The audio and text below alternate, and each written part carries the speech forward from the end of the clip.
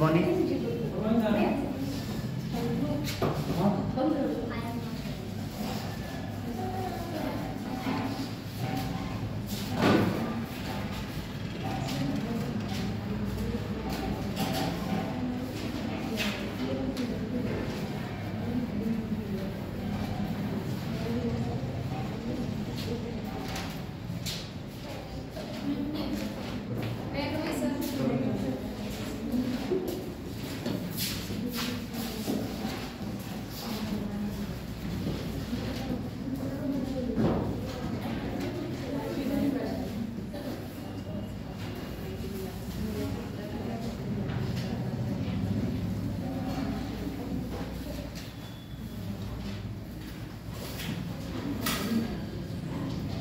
Topic का एक topic यही बचा, ठीक है, ग्रीन बजट है।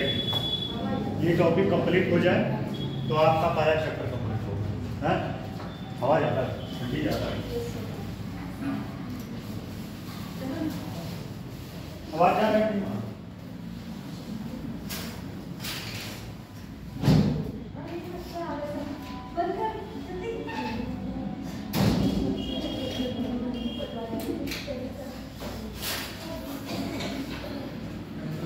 चलिए, तो पहले समझते हैं कि ग्रीन बजट लाने के पीछे कारण क्या रहा। पहली बात तो ये जान लीजिए ग्रीन बजट होता क्या है। ग्रीन बजट वह बजट है जो पर्यावरण को ध्यान में रखते हुए सरकार ने बजट बनाया। पर्यावरण को, इन्वायरमेंट को ध्यान में रखते हुए बजट को तैयार किया गया कि बजट ऐसा तैयार किया जाए कि जिससे पर्यावरण को क्षति न हो, इन्वायरमेंट को क्षति न हो। ठीक है, ठंडी की वजह से लोग कम हो गए, क्या बात है? कितने ही थे कुछ पढ़ के जाए? इतने ही थे, एनर्जी कम आ रही है, ठंडी भी तेज है। चलिए, तो ग्रीन बजट वह बजट है जो पर्यावरण को ध्यान में रखते हुए, या पर्यावरण क्षति को ध्यान में रखते हुए बजट तैयार किया जाए, वह ग्रीन बजट है। जैसे समझिए कि मान लीजिए कोई बजट, मान लीजिए किसी योजना के लिए तैयार किया गया, या ऐसे कह सकते हैं कोई योजना लागू है और उससे ग्रीन उत्सर्जन ज्यादा हो रहा है। ग्रीन उत्सर्जन समझते हैं नहीं? कार्बन उत्सर्जन, ग्रीन उत्सर्जन नहीं, कार्बन उत्सर्जन। अगर कार्बन उत्सर्जन ज्यादा हो रहा है तो क्या होगा? उससे क्या होगा? क्लाइमेट को प्रभाव पड़ेगा, क्लाइमेट में जो है प्रभाव पड़ेगा। और क्या होगा फिर? ग्लोबल वार्मिंग इंपैक्ट होगा। ग्लोबल वार्मिंग इंपैक्ट मतलब समझिए कि जैसे आपको कल भी बताए थे ना कि मानसून का सत्र जो है क्या हो रहा है? आगे जा रहा है। मानसून का सत्र आगे जा रहा है। इसमें कुछ चीजें लिख लीजिए, उसके बाद समझाते हैं, ठीक है?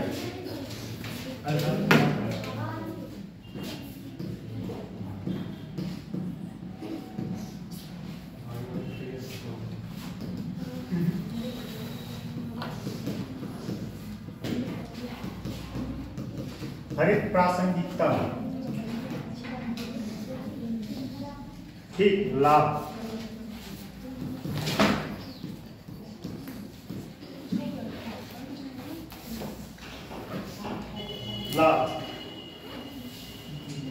जैसा कि बताए हरित बजट, यह एक हरित बजट है। इसके माध्यम से सरकार पर्यावरण और समाज और अर्थव्यवस्था पर पड़ने वाले प्रभाव का आकलन करता है। मतलब जो बात समझा है, इसके माध्यम से सरकार क्या करता है? इसके माध्यम से सरकार जो है, सरकार कोई भी बजट बनाएगा, ठीक है, तो पर्यावरण को ध्यान में रखते हुए, जैसे आपने सुना होगा कि सरकार सबसे ज्यादा फोकस किस पे कर रहा है? ग्रीन एनर्जी पे। ग्रीन एनर्जी पे क्यों कर रहा है? इसके पीछे कारण क्या है? इसके पीछे क्या कारण है? जिससे कार्बन उत्सर्जन कम हो। सबसे ज्यादा कार्बन उत्सर्जन किससे होता है? कोयले से होता है ना, मतलब कोयले से होता है। वैसे तो बहुत सारी चीज है, लेकिन ऊर्जा, एनर्जी पैदा करने में सबसे ज्यादा कार्बन उत्सर्जन, बिजली उत्पादन कोयले द्वारा, ठीक है। तो सरकार क्या है? नवीकरणीय ऊर्जा को फोकस कर रहा है। किस पे कर रहा है? नवीकरणीय ऊर्जा। नवीकरणीय ऊर्जा में जानते हैं क्या आता है? क्या आता है? नवीकरणीय ऊर्जा जिसको आप वो खत्म नहीं होगा। जैसे सनलाइट, ये कभी खत्म होगा नहीं, खत्म होगा। इसका भी एक सीमा है, इसका भी एक सीमा है, कब खत्म होगा? सन खत्म हो जाएगा। कौन बता सकता है क्या?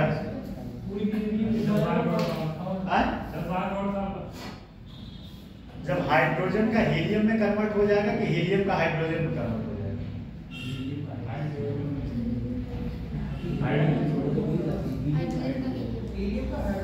का हाइड्रोजन में होगा। हीलियम का हाइड्रोजन अगर पूरा कन्वर्ट हो जाएगा तब क्या होगा? सूर्य में विस्फोट होगा और सूर्य अपने समाप्ति पर रहेगा। ठीक है, तो कार्बन उत्सर्जन सरकार जो है एक ऐसा बजट तैयार करेगा जिससे सामाजिक आर्थिक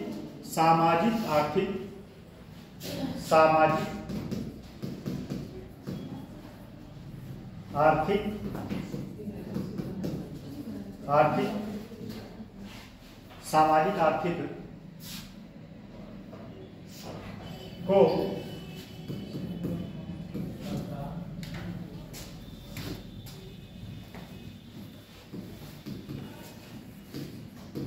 ध्यान में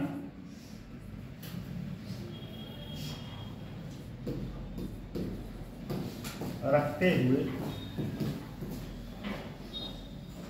सामाजिक आर्थिक को ध्यान में रखते हुए पर्यावरण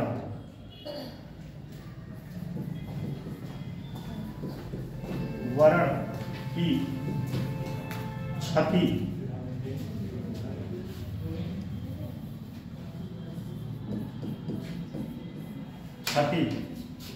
से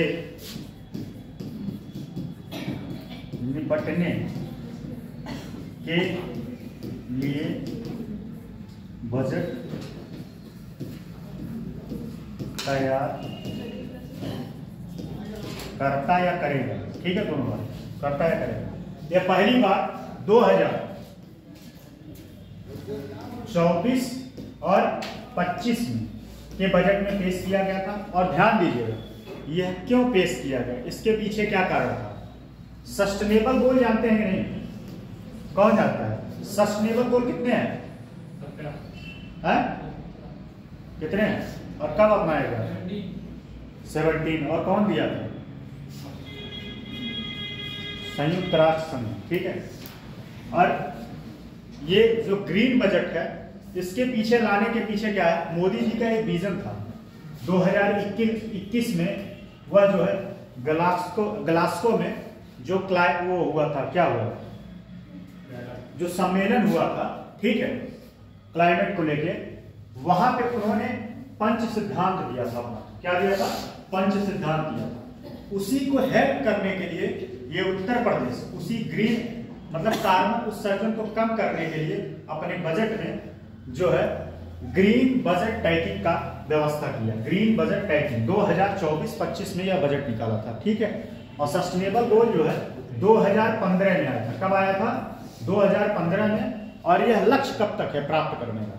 यह लक्ष्य प्राप्त करने का है 2030 तक। कब तक? 2030 तक। और एक बात और ध्यान दीजिए, इसमें 17 गोल है और इस 17 गोल में गरीबी है, भुखमरी है, इनइक्वालिटी है, पर्यावरण है, स्वच्छ वातावरण है या पर्यावरण है, उसके बाद शिक्षा है, ये सब मिला के वाटर के नीचे जीवन है, ये सब मिला के टोटल कितने हैं? 17 गोल हैं। कितने हैं? 17 गोल। इस 17 गोल को प्राप्त करने के लिए जो है इस लक्ष्य को अपनाने के लिए ग्रीन बजट के बारे में उत्तर प्रदेश सरकार ने पेश किया था। क्या? उत्तर प्रदेश सरकार ने ग्रीन बजट पेश किया था। ठीक है, मोदी जी का जो विजन था उसमें कार्बन उत्सर्जन को कम करने के लिए। बात समझ में आ गई? प्रासंगिकता में देखिए थोड़ा सा क्या है। प्रासंगिकता में लिखिएगा, इसमें उत्तर प्रदेश सरकार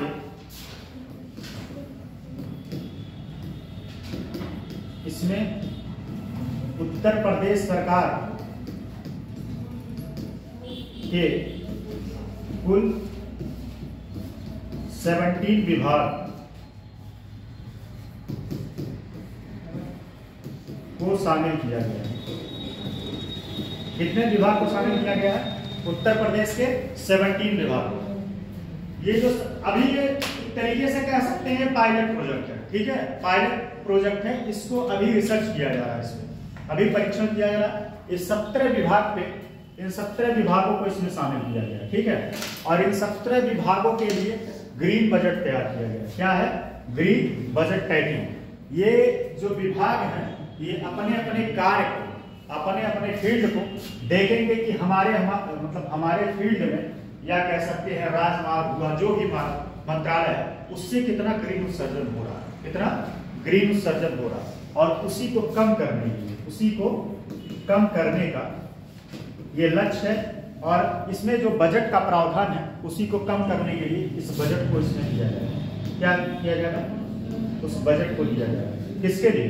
जो कार्बन उत्सर्जन हो रहा है, ठीक है। इसमें आपका जो है विद्युत विभाग, ठीक, विद्युत विभाग भी शामिल है, क्योंकि विद्युत विभाग जो है यहाँ से ज्यादा, सबसे ज्यादा कार्बन उत्सर्जन। अच्छा ये बताइए, अभी उत्तर प्रदेश में जो है चौथे नंबर पे होगा ग्रीन उत्सर्जन, क्या नाम है, सौर ऊर्जा। सौर ऊर्जा उत्पादन में, या कह सकते हैं नवीकरणीय ऊर्जा उत्पादन में उत्तर प्रदेश का स्थान होता होगा।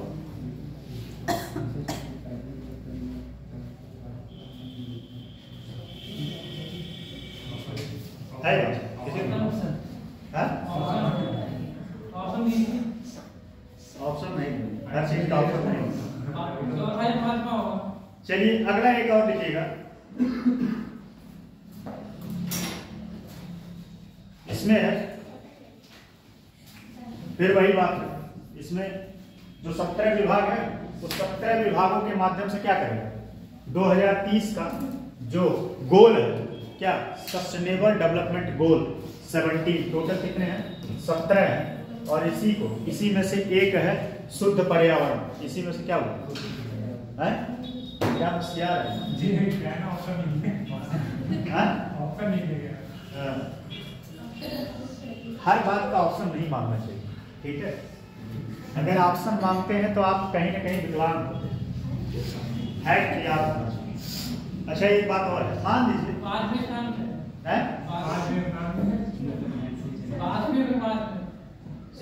कॉल हो पाया था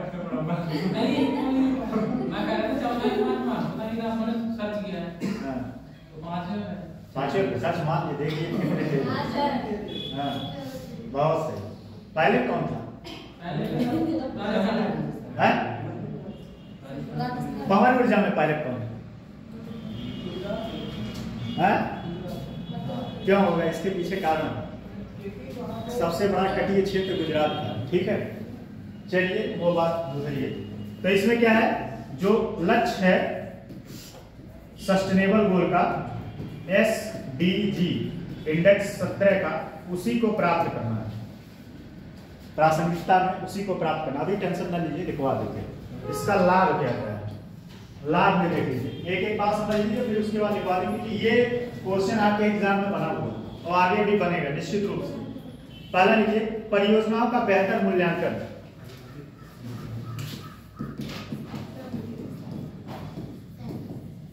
परियोजनाओं का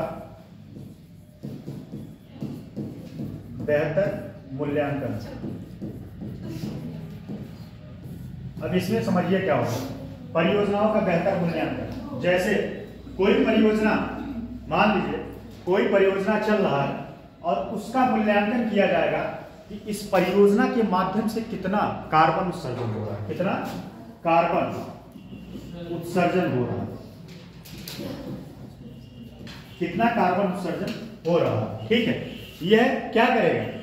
ये जो विभाग है, कौन, 17 विभाग, ये इसका देख रेख करेगा। क्या करेगा? देखेगा कि इस जो भी जिस विभाग से जो कार्य होगा, बात समझिए, जिस मंत्रालय से, वह मंत्रालय अपने अपने विभाग का मूल्यांकन करेगा।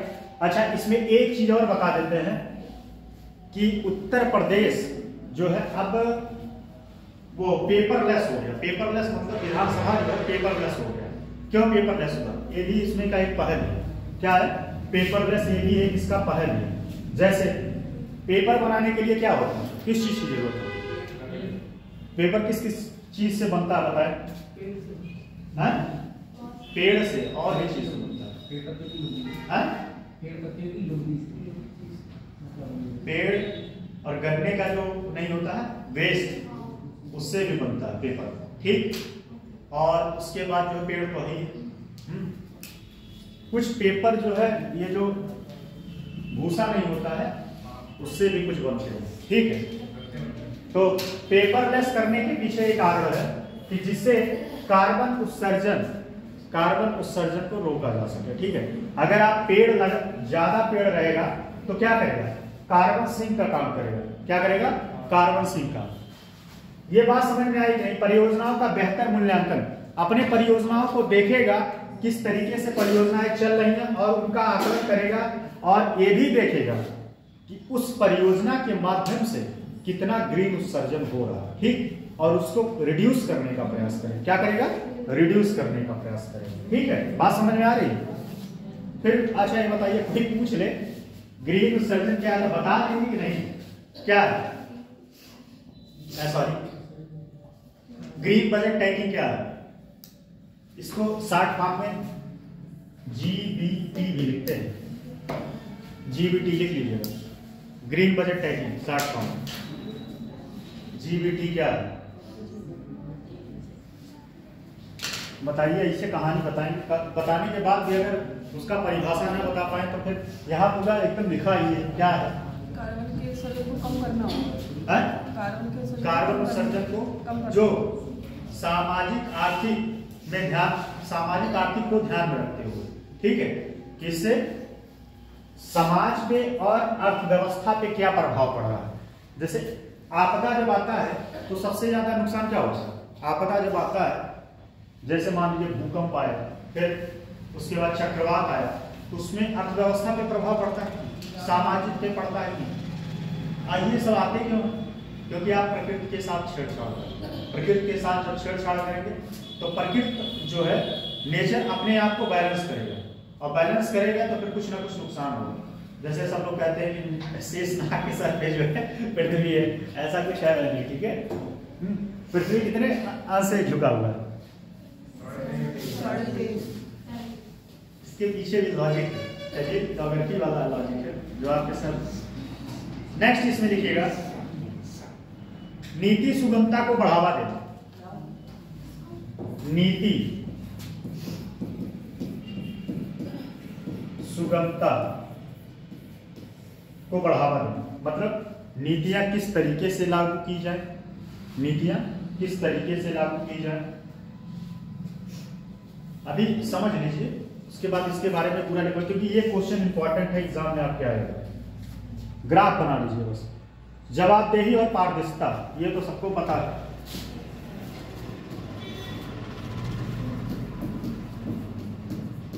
जवाबदेही और पारदर्शिता मतलब कि अगर आप ग्रीन उत्सर्जन कर रहे हैं, कार्बन उत्सर्जन कर रहे हैं, ग्रीन उत्सर्जन, सॉरी मुंह से बार बार ग्रीन निकलना है, कार्बन, अगर कार्बन उत्सर्जन कर रहे हैं तो आपको उसके लिए जवाबदेह होना पड़ेगा, ठीक है।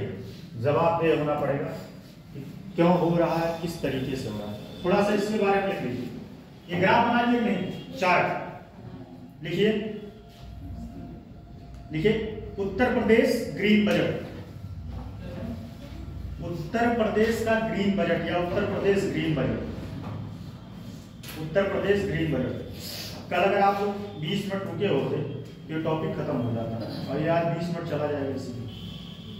लेकिन उत्तर प्रदेश सरकार ने बजट 2024-25 में 2024-25 में ग्रीन बजट टैगिंग GBT की शुरुआत 2024-25 में ग्रीन बजट टैगिंग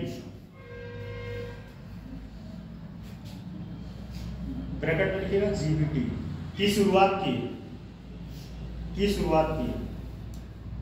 यह पहल भारत सरकार ने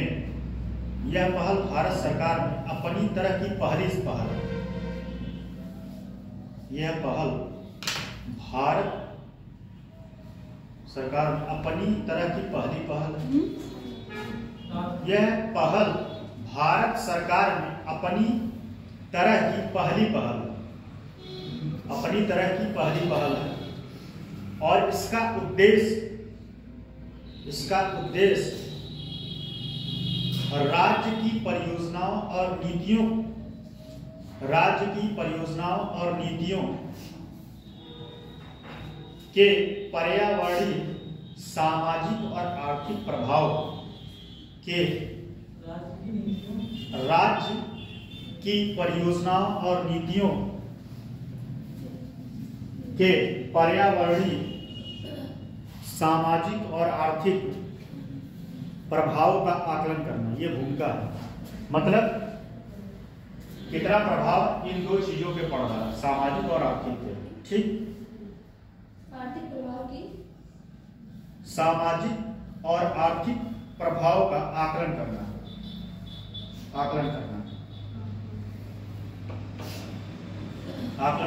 देखिए, अब देखिएगा ग्रीन बजट टैगिंग क्या है। ग्रीन बजट टैगिंग क्या है? ठीक है, जीबीटी एक उपकरण है। ठीक है, जीबीटी एक उपकरण है जिसके जीबीटी, हाँ, ग्रीन बजट टैगिंग क्या है?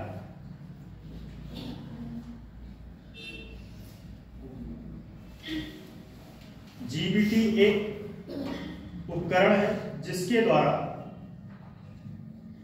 ये बहुत इंपॉर्टेंट है इसीलिए लिखवा रहा है क्योंकि ये एग्जाम में आपके क्वेश्चन श्योर है, बना भी है और बनेगा आगे भी।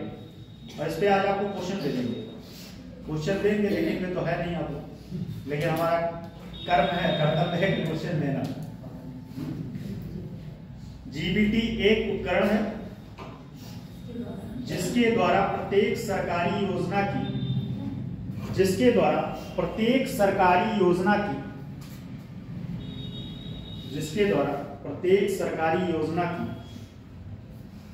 हरित प्रासंगिकता का लिख रहे क्या? हरित प्रासंगिकता तो लिखे, हरित प्रासंगिकता का मूल्यांकन किया जाता है।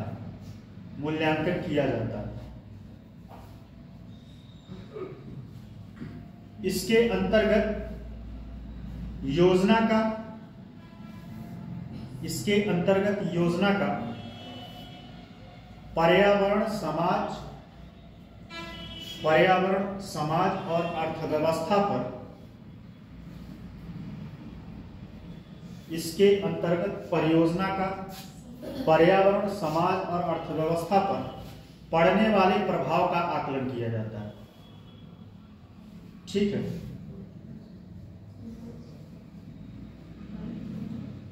किया जाता है। अब इसमें लिखिएगा, पहला है ग्रीन बजटिंग या हरित बजट। पहला इसमें ये जैसे उपकरण है तो उसमें कैसे मतलब आप लोग जान सकते हैं जो उपकरण है ना ग्रीन बजट टैगिंग, हाँ, तो मतलब कैसे मतलब पता करेंगे कि क्या है? देखिए, ये एक उपकरण के माध्यम से, ठीक है, इसमें लिखा दिया उपकरण के माध्यम से, और इसके लिए कुछ उसमें नोडल एजेंसियां बनेंगी। नोडल एजेंसियां कह सकते हैं, कुछ व्यक्ति उस पर कार्य करेंगे, योजनाओं को ट्रैकिंग करेंगे, योजनाओं को, जिसका नाम ही है ट्रैकिंग करना, योजनाओं को ट्रैकिंग करेंगे और देखेंगे कि इस योजना से कितना कितना नुकसान हो रहा है।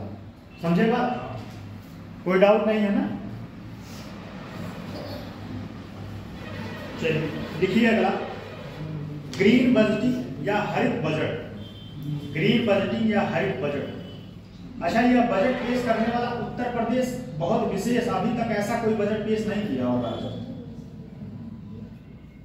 ग्रीन बजट या हरित बजट लिखिए, ग्रीन बजटिंग का तात्पर्य,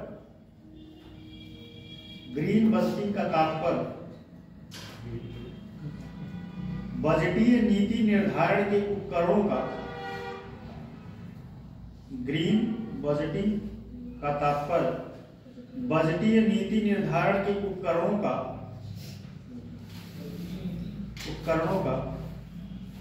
उपयोग करके जलवायु और पर्यावरणीय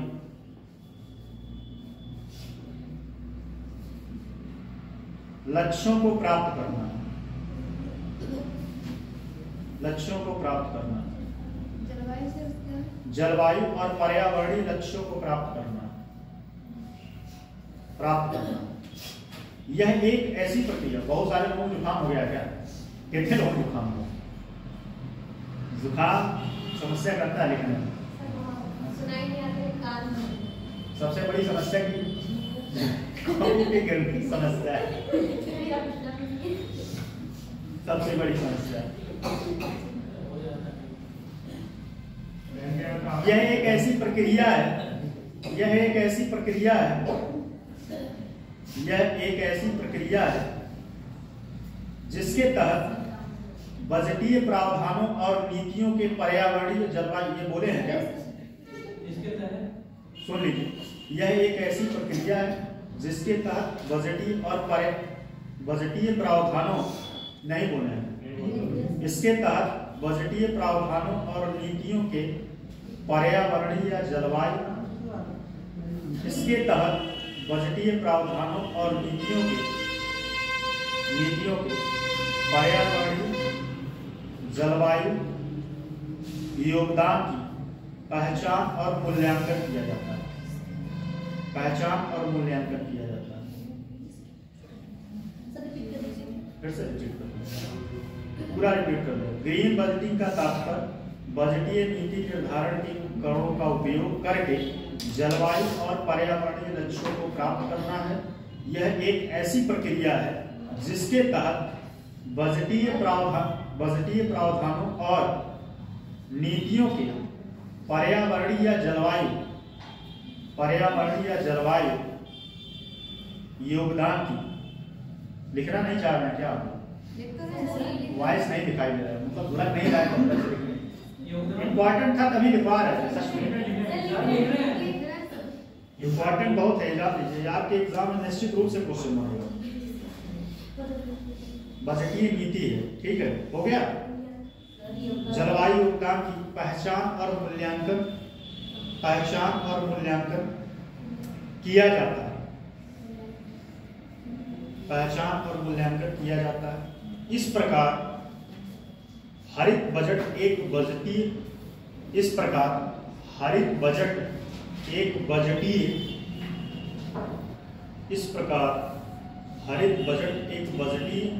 नीति है।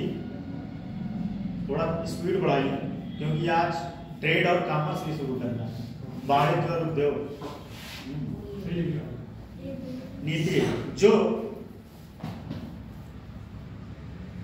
पर्यावरणीय और जलवायु लक्ष्यों को प्राप्त करने के लिए समर्पित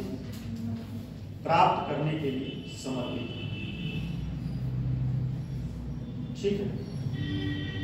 अब जो है, अब लिखिएगा इसमें ग्रीन बजट टैगिंग के प्रमुख लाभ।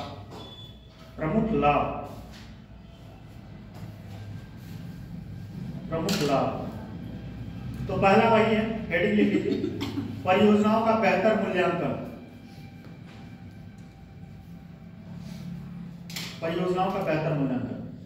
तो परियोजनाओं का बेहतर मूल्यांकन कैसे? जीबीटी उपकरण के माध्यम से, ठीक है। परियोजनाओं पर ट्रैकिंग किया जाएगा, देखा जाएगा किससे कितना कार्बन उत्सर्जन हो रहा है। बात समझे? यही पॉइंट लिखना है इसमें, लिखवा दें कि हो जाएगा? लिखवा दें, लिखिए। जीबीटी सरकारों को, जीबीटी शॉर्ट फॉर्म है ग्रीन बजट टैगिंग। जीबीटी सरकारों को यह आकलन करने में मदद करता है कि उनकी परियोजनाएं और पर्यावरणीय और समाज को कैसे प्रभावित करेगी, ठीक है, करेंगे। पूर्ण यह सुनिश्चित करता है कि यह सुनिश्चित करता है कि केवल वही परियोजनाएं स्वीकृत हो। यह सुनिश्चित करता है कि केवल वही परियोजनाएं स्वीकृत हों जो न केवल आर्थिक रूप से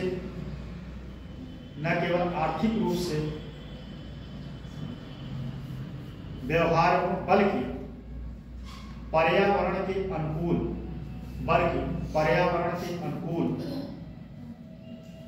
और सामाजिक रूप में जिम्मेदार हो, स्वीकृत हो और समाज को कैसे प्रभावित करेगी। यह सुनिश्चित करता है कि केवल वही परियोजनाएं स्वीकृत हों जो न केवल आर्थिक रूप से व्यवहार हो, बल्कि पर्यावरण के अनुकूल और सामाजिक रूप से जिम्मेदार हो। अब इसमें थोड़ा एग्जाम्पल बताते हैं आपको, तब समझ में आएगा। जैसे अभी आप लोगों ने सुना होगा कि इलेक्ट्रॉनिक व्हीकल नीति 2022, ठीक, इलेक्ट्रॉनिक व्हीकल नीति 2022, इलेक्ट्रॉनिक व्हीकल नीति 2022, ठीक। सौर ऊर्जा नीति 2022। ये सब क्या है? ये सब ऐसी योजनाएं या परियोजनाएं हैं जिनसे कार्बन उत्सर्जन को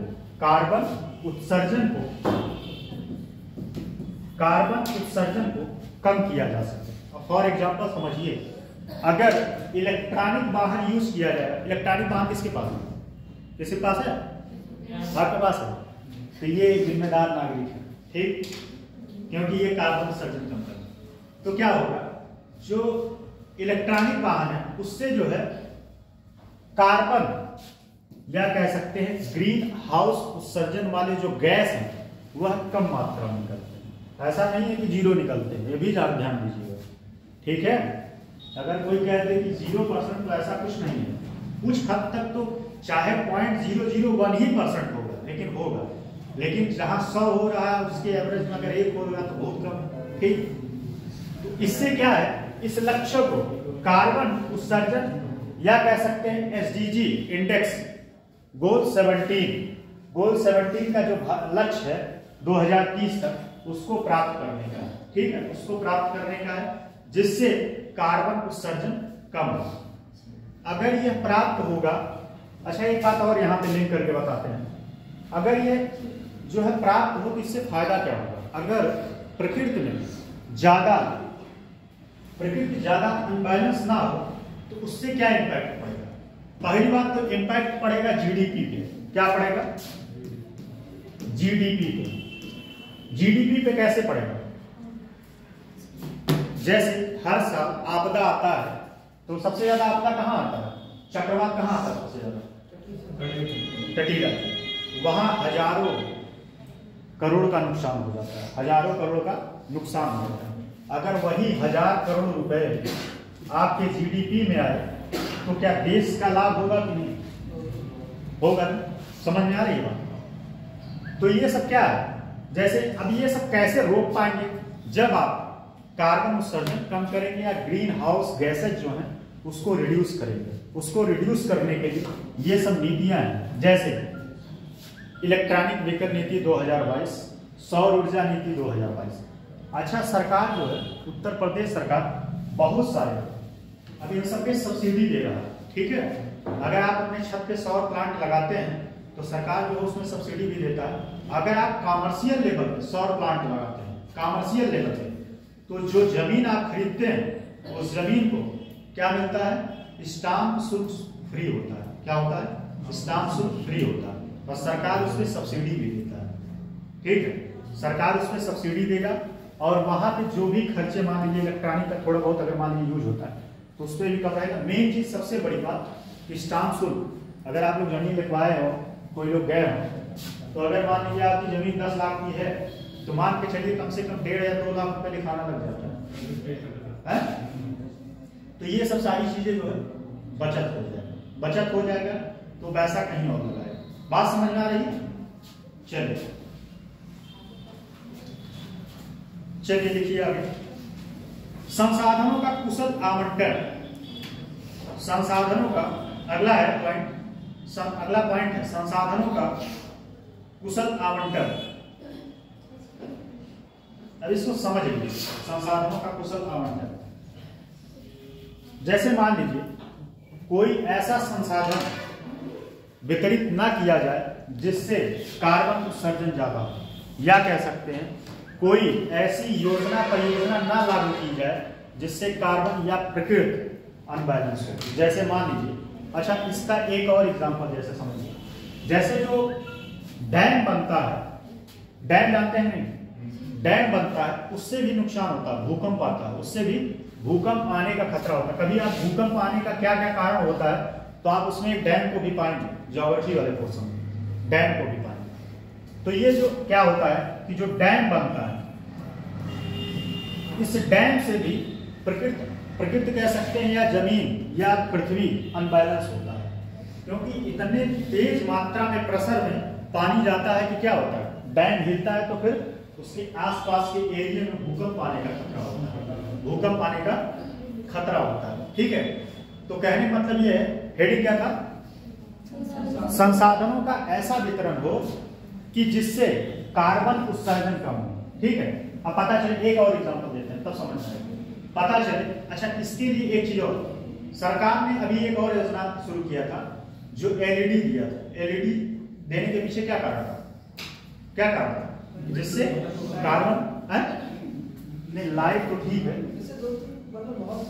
हाँ बहुत से लाभ, लेकिन वो जो है क्या है, उससे कार्बन को कम किया जा सकता है, CO2 को कम किया जा सकता है, बिजली की खपत कम होगी। जैसे पहले गांव में या शहर में सोचिए, पहले 100 वाट का बल्ब लगता था। बात समझ में आ रहा है कि नहीं, पहले 100 वाट का बल्ब, और जब बिजली नहीं लगता था तो लोग जो है 100 वाट का बल्ब जलाए रहते थे, रात भर लगता था। अब बिल आ रहा है, अभी 100 वाट का बल्ब लगाने, उसके बाद 1 महीने में फिर हालत खराब हो जाएगा बिल का। तब क्या है, एलईडी आ गया 5 वाट का, 10 वाट का। अब जहां आप 100 वाट का एक बल्ब यूज करते थे, उतने में 10 बल्ब यूज होगा, तो उससे 10 बल्ब यूज होगा। तो ये सब सारी चीजें जो है उसमें फायदा है कि संसाधनों का ऐसा आवंटन किया जाए कि जिससे आने वाले समस्याओं को, पर्यावरण के आने वाले समस्याओं को रोका जा सके। ठीक है, बात समझ में आ गई। लिखने के लिए आएगा, लिख लेंगे कि लिखवा दे, लिखवा दे, चलिए लिख लीजिए। लिखिए, जीबीटी सरकारों को यह पहचानने में सक्षम बनाता है कि, हेडिंग है संसाधनों का कुशल आवंटन। आधा घंटा इसमें चला जा रहा है, और ट्रेड और कॉमर्स पे 2 लेक्चर है आज और कल, लेकिन छोड़ेंगे नहीं, टेंशन ना लीजिए। इसको नहीं छोड़े तो आगे नहीं छोड़ेंगे। आप लोग 12 बजे के बाद आप लोग सांस फूलने लगता है, नहीं तो सिलेबस छोड़ के तो नहीं जाएंगे, इतना भरोसा रखिए। जब आप क्वेश्चन देखेंगे इस बार पीसीएस का, मतलब देखेंगे नोट से क्वेश्चन आया तो अंतरात्मा से कुछ तो आशीर्वाद देंगे, बेशक अभी गाली दे दीजिए, लिखवाते हैं, लेकिन इतना आशीर्वाद देंगे कि सर इतना पढ़ाए तो उससे क्वेश्चन फंसा। चलिए देखिए, संसाधनों का कुशल, जीबीटी सरकारों को यह पहचानने में। अच्छा एक बात और ध्यान दीजिएगा, इस बार जब पीसीएस का मेंस का पेपर होगा तो आप लोग जीएस का 5वां और 6वां पेपर आप सारे लोग पेपर लेके किसी से कहीं से डाउनलोड करके आप चेक करिएगा कि कितना क्वेश्चन आप कर पा रहे हैं। ठीक है, सारे लोग करेंगे कि नहीं, हाथ खड़ा करके कितने लोग करेंगे, हाथ खड़ा करोगे, घर में पता नहीं करोगे, करोगे नहीं, करेंगे आप। ठीक, 5वां 6वां पेपर, मैं और पेपर का तो नहीं जानता, एक 5वां 6वां पेपर को आप लाइएगा, डाउनलोड करिएगा और उसको लिखने का प्रयास करिएगा और देखिएगा क्या क्या पढ़ाया गया है, कि पता चले ऐसे हवाएं पढ़ाया गया कि कुछ चीजें हैं। जीबीटी सरकारों को यह पहचानने में सक्षम बनाता है कि कौन सी, एक मिनट, हेडिंग क्या था, संसाधनों का आवंटन और कुशल। ठीक, जीबीटी सरकारों को यह पहचानने में सक्षम बनाता है कि कौन सी परियोजनाएं पर्यावरण के अनुकूल हैं, कौन सी परियोजनाएं पर्यावरण के अनुकूल हैं और टिकाऊ विकास में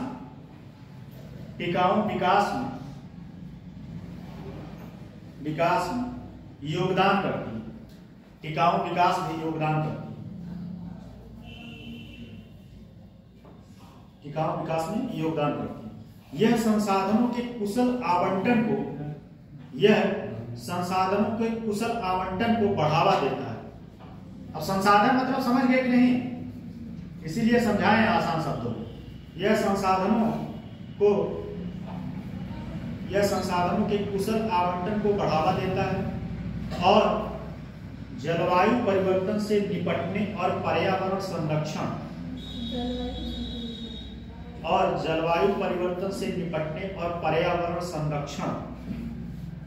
के प्रयासों को मजबूत रखता है। ठीक, एक जलवायु परिवर्तन से निपटने और पर्यावरण संरक्षण के प्रयासों को मजबूत करता है। ठीक, अगला नीतिगत सुगमता को बढ़ावा देना। नीतिगत सुगमता को बढ़ावा देना, बताइए नीतिगत सुगमता को बढ़ावा देना मतलब क्या है? बताए तो है, लिखे हैं कि नहीं? लिखे हैं। नीतिगत सुगमता को बढ़ावा देना मतलब क्या है?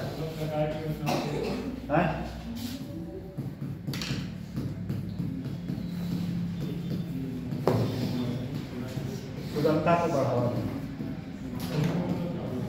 जैसे, बताइए जैसे क्या?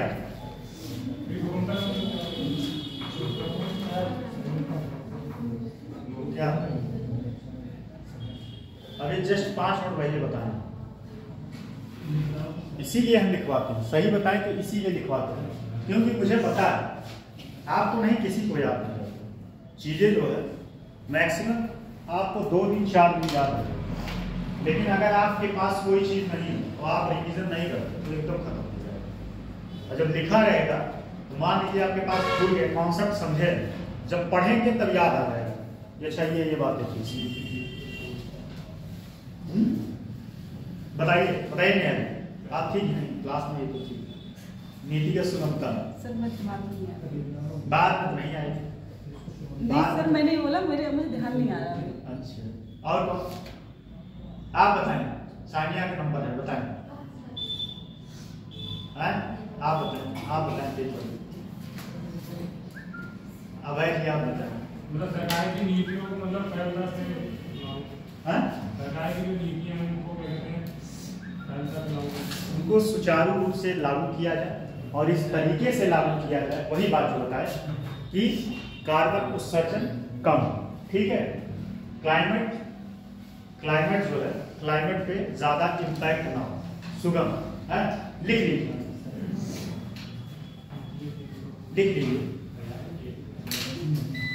जीबीटी नीतियों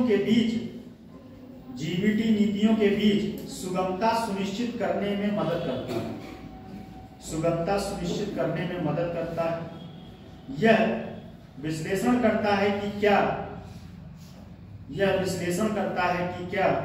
बजटीय आवंटन राष्ट्रीय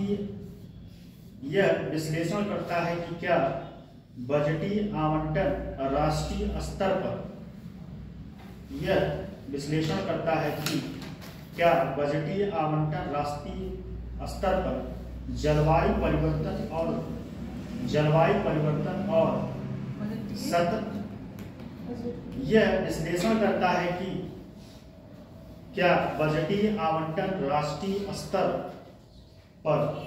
स्तर पर जलवायु परिवर्तन और सतत विकास लक्ष्यों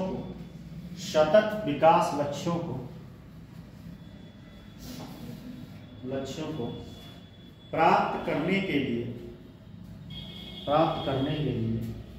सरकार की दीर्घकालिक रणनीतियों का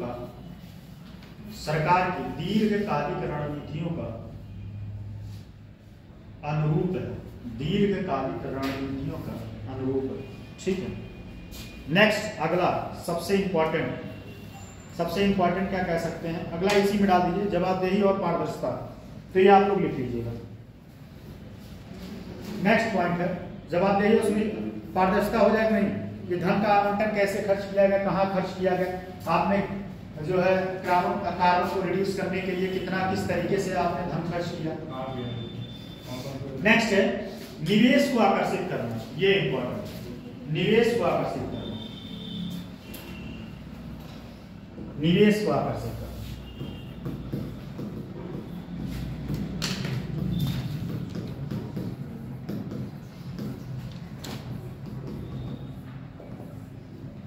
करना उसी का अगला पॉइंट है सर। इसी में, हाँ इसी में अगला पॉइंट।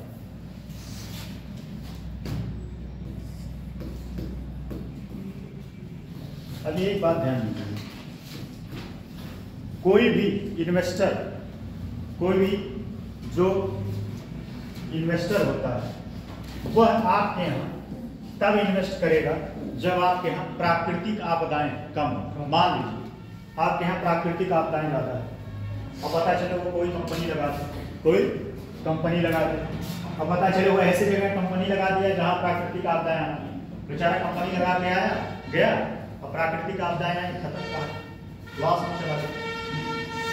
आपके यहाँ पॉल्यूशन का लेवल कम हो, आपके यहाँ पॉल्यूशन का लेवल कम हो, और पॉल्यूशन का लेवल कम होगा तो उसके ऊपर दायित्व कम होगा, उसको रिड्यूस करने के लिए क्या होगा, उसको रिड्यूस करने के लिए उसके ऊपर दायित्व कम होगा, ठीक है। और दूसरी बात कोई भी इन्वेस्टर या कंपनी लगाएगा तो ये सब जगह जुड़ जाएगा कि उससे रोजगार मिलेगा, क्या होगा, रोजगार मिलेगा, और रोजगार मिलेगा तो उससे अर्थव्यवस्था का साइकिल चलेगा। अगर मान लीजिए आपके पास पैसा नहीं है या हमारे पास पैसा नहीं है तो हम क्या मार्केट में कोई डिमांड करेंगे, पैसा नहीं है तो डिमांड क्या करेंगे, पैसा रहेगा तो डिमांड करेंगे, ठीक है। तो इसमें लिखना है, इसको लिखना है, लिख लीजिए।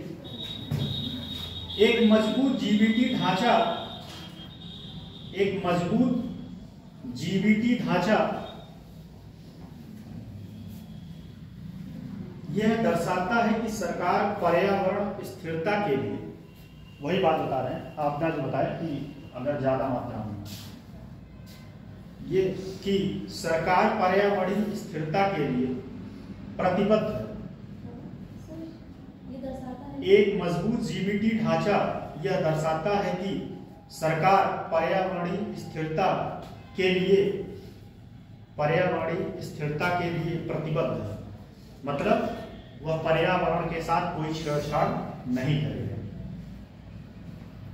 यह उन निवेशकों को आकर्षित करने में मदद करता है, यह उन निवेशकों को आकर्षित करने में मदद करता है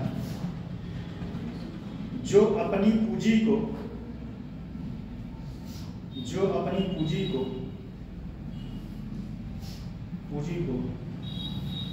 हरित परियोजनाओं पे लगाना चाहते हैं, हरित परियोजनाओं पे लगाना चाहते हैं। जैसे वही बात है, मान लीजिए कोई सौर प्लांट लगाना चाह रहा है, ठीक है, सौर प्लांट लगाना चाह रहा है तो क्या है, अब आपके यहाँ नीतियां सौर प्लांट को लेके अच्छी हैं, आप जो है जमीन लीज पे मिल रहा है या फिर स्टाम्प शुल्क माफ कर दिए या उसको सब्सिडी दे रहे हैं तो वह ज्यादा आकर्षित होगा आपकी तरफ आने के लिए, आपके देश में आने के लिए, ठीक।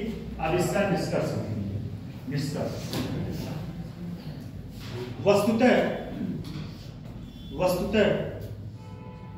Green budget tagging Uttar Pradesh सरकार की, वस्तुतः green budget tagging Uttar Pradesh सरकार की एक महत्वपूर्ण पहल है, एक महत्वपूर्ण पहल है, एक महत्वपूर्ण पहल है।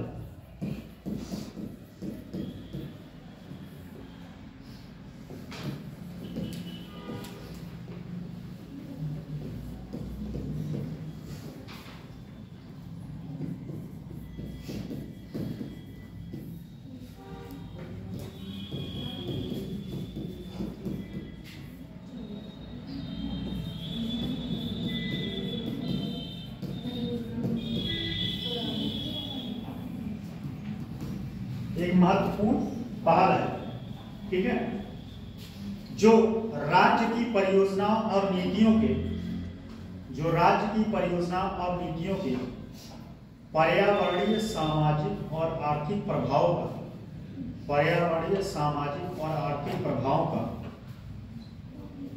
का आकलन करने में मदद करेगी। आधा घंटा लग गया इस टॉपिक में, कल आपको खत्म करवा दिया। आकलन करने में मदद करेगी। यह पहल राज्य को एक हरित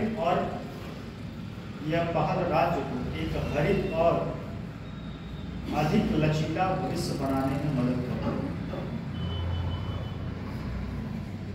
अब इसमें थोड़ा सा लिख लीजिएगा, ठीक, ऐसे बनाइए और उसमें लिखिए। पहला है पर्यावरण उन्मुखी नीतियों का निर्धारण।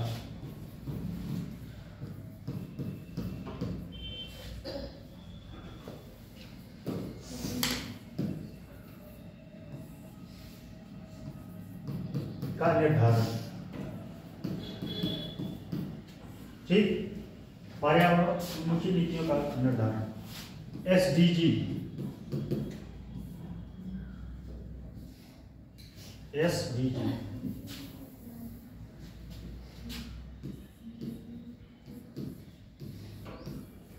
SDG मतलब सतत विकास लक्ष्यों को प्राप्त करना। इसका लक्ष्य क्या है? स्वच्छ पर्यावरण,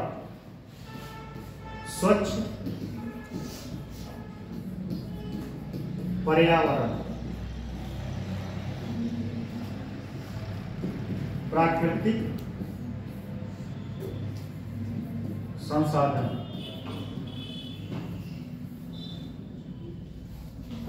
संसाधनों का संरक्षण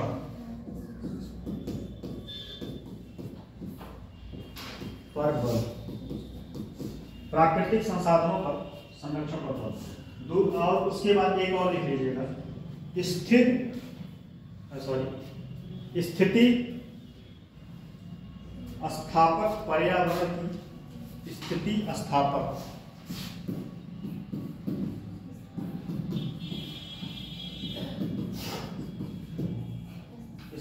स्थापक पर्यावरण की सुनिश्चितीकरण करना। स्थिति स्थापत्य पर्यावरण की सुनिश्चितीकरण करना मतलब वही बात है, स्थिति पर्यावरण स्थापत्य स्थिति का सुनिश्चितीकरण करना कि परियोजना जो है पर्यावरण के अनुकूल है कि नहीं। ठीक, तो ये खत्म हो गया। आप लोग क्वेश्चन लिख लीजिए जैसा आप लोगों को मन करे। चैप्टर समाप्त। ठीक, क्वेश्चन लिखिए जरा।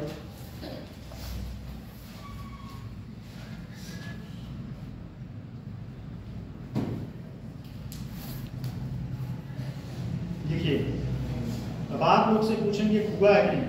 उत्तर प्रदेश में रक्षा गलियारों की प्रमुख विशेषता क्या है?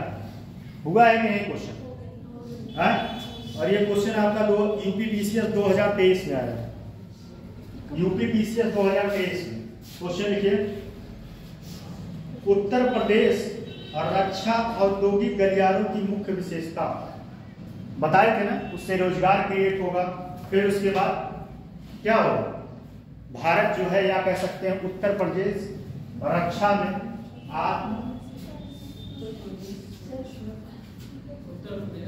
और उसके बाद अगला क्वेश्चन है, नहीं लिख पाए। उत्तर प्रदेश रक्षा औद्योगिक गलियारों की प्रमुख विशेषता क्या है? रक्षा में आत्मनिर्भर होना, ये सब उसकी विशेषता है। रोजगार क्रिएट होगा, ठीक है, जीडीपी उससे बढ़ेगा।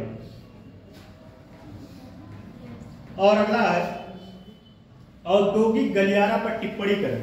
लिखवाए थे नहीं, बताए थे नहीं। औद्योगिक गलियारा कहाँ था? औद्योगिक गलियारा याद ही नहीं है, कभी नोट्स जाके पढ़ते नहीं आप, बड़ी समस्या वाली बात। अगला क्वेश्चन, अच्छा ये लिख लीजिए, जो पहला वाला था उसको आपको 150 शब्दों में, सॉरी 125 शब्दों में, 125 शब्दों में। औद्योगिक गलियारा पर टिप्पणी, ये भी 125 शब्दों में। अगला है ग्रीन बजट टैगिंग क्या है? ग्रीन बजट टैगिंग क्या है? ग्रीन बजट टैगिंग क्या है? इसके लाभों की चर्चा करें। बताइए, क्वेश्चन हो गया है कि नहीं पूरा? ग्रीन बजट का पूरा कोई टॉपिक छूटा है इसमें? क्या है इसके लाभ, क्या है, सारा चीज बताएं। नेक्स्ट क्वेश्चन लिखिए, उत्तर प्रदेश की अर्थव्यवस्था, एक मिनट रुकिएगा, देखिए उत्तर प्रदेश के विकास में, उत्तर प्रदेश के विकास में हम क्वेश्चन इसलिए लिखवाते हैं कि आप लोगों को ये ना लगे कि हाँ हवा हवा सब हो गया। ये एग्जाम में क्वेश्चन आया हुआ है और पढ़ाए भी हम आपको। उत्तर प्रदेश के विकास में बुनियादी ढांचे के महत्व को, उत्तर प्रदेश के विकास में बुनियादी ढांचे के महत्व को बताते हुए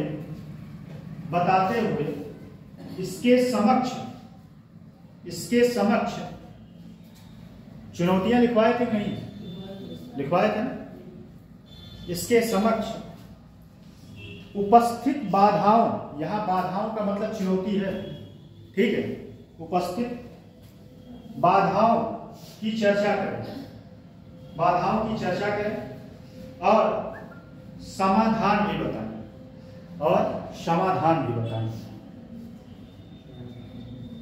ये 200 शब्दों में लिखना है।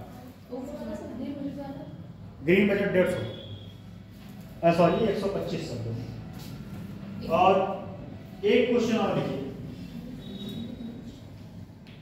उत्तर प्रदेश की अर्थव्यवस्था की मूल विशेषता क्या है?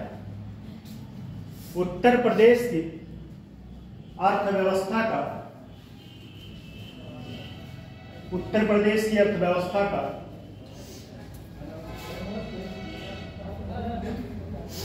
मूल विशेषता क्या है?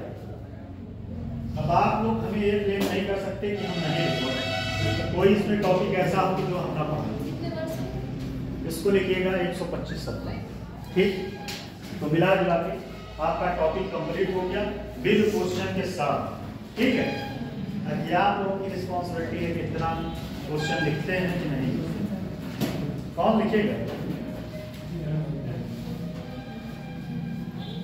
ठीक, चलिए बात नया चैप्टर शुरू करते हैं, ठीक?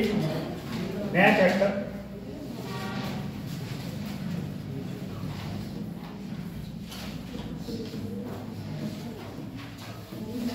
व्यापार एवं उद्योग।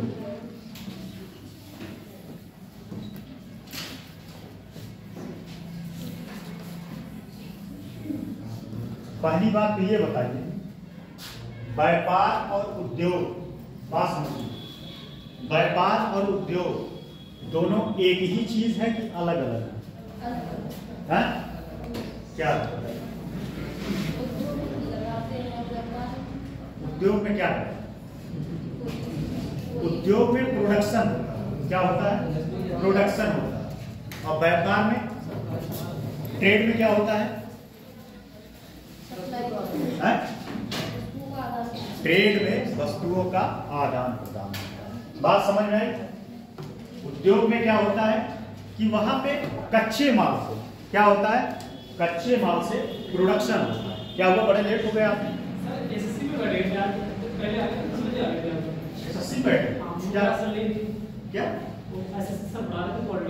अच्छा, कौन पढ़ा?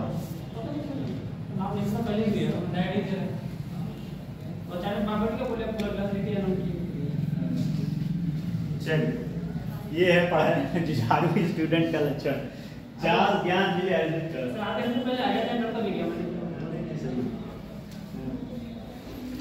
ऐसे वो क्या नाम, 3 इडियट्स मूवी जो था, वो क्या करता था? वो भाई दौड़ दौड़ के पढ़ता था। लेकिन ये बात तो सही है, ज्ञान बहुत जरूरी है। सर आप यहाँ पे बैठ गए 11:30 बजे, तब समझिए बात में। पहले देखते हैं व्यापार, ठीक? इसमें मिला जुला के देखिए, इसमें मिला जुला के लगभग 10-12 टॉपिक हैं। 10-12 टॉपिक, और उस 10-12 टॉपिक को कुछ समझा देंगे, कुछ लिखवा देंगे, जैसे कि जो इम्पोर्टेंट है, ठीक है। जो आप लोगों को लगेगा कि हाँ, मुझे लगेगा कि एग्जाम के पॉइंट ऑफ व्यू से इम्पोर्टेंट नहीं है, उसको समझाने से काम चल जाएगा, उसको समझा देंगे, और जो लगेगा कि नहीं इम्पोर्टेंट में लिखवा दे, उसको लिखवा देंगे, ठीक है। और फिर अगला है उद्योग। तो व्यापार में क्या होता है? व्यापार, देखिए व्यापार क्या होता है? व्यापार में पहली बात तो 3 लोगों का होना जरूरी है। किसका?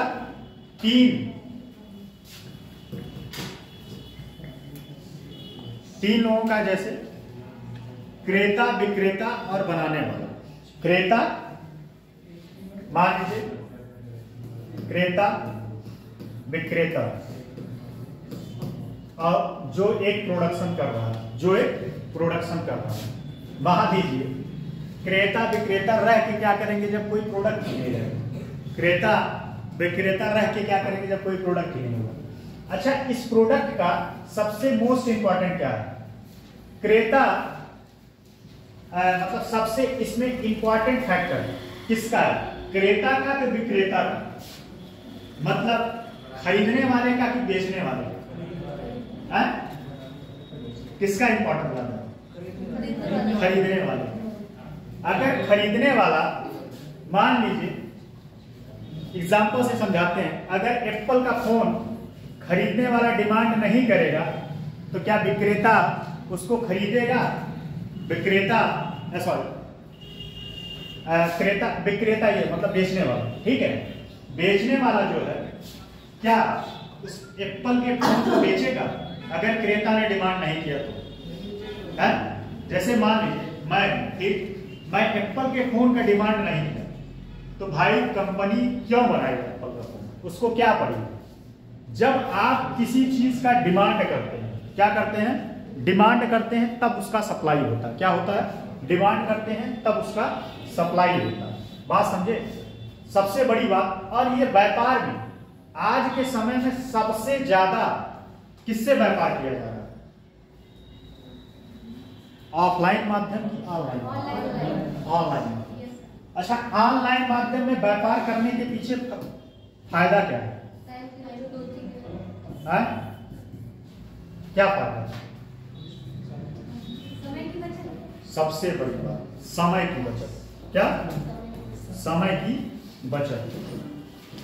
दूसरी बात, घर बैठे आपको सामान उपलब्ध, घर बैठे सामान उपलब्ध। तीसरी बात, ऑफर। क्या है? ऑफर। जैसे Diwali offer, Holi offer, Navratri offer, ये सब क्या करते हैं कंपनी वाले?